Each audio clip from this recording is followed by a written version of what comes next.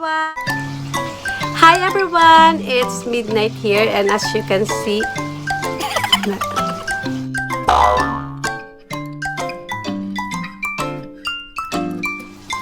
Hi everyone! It's midnight here but as you can see, I'm still widely awake and busy fixing all the things that we are going to bring in our short visit in Disney World in Orlando, Florida.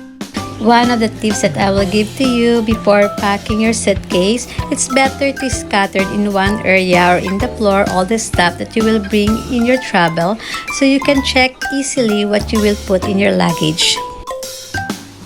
Hello everyone! So it's really late at night and as you can see, I am preparing now all the things that we are going to bring in our short visit at Disney World in Florida.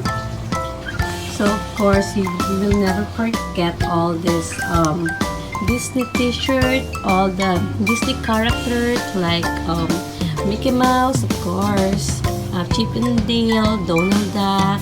So here it is. Travel packing tips number 2. Be always updated with the weather of the country you're going to visit, and don't forget to bring extra clothing because weather forecast is not accurate.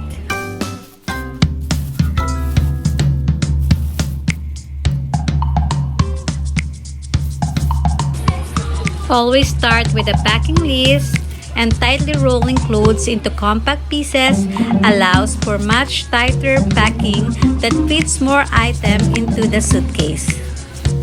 Travel packing wise, it's good to use a travel organizer cubes to save more space in your luggage. You can find different colors and design of travel organizer cubes in any online website like Amazon.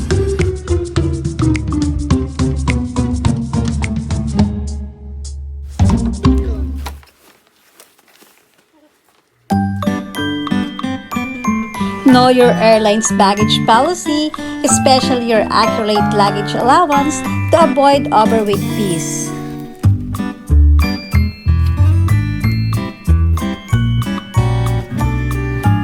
In choosing a suitcase, always go for a lightweight option and avoid buying the most expensive suitcase, like a designer luggage, because it's more likely to attract the thieves at the airport or on your travel. Remember, we go for travel or vacations away from our place to rest, relax, and escape from routines, worry and stress, and experiment or explore the different surroundings in our lives back home.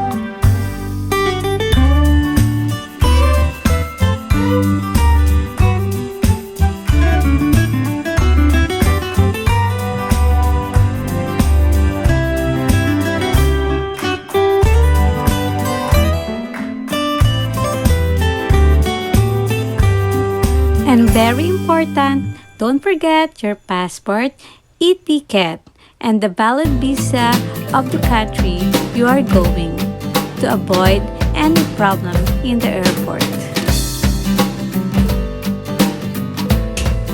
And enjoy the trip.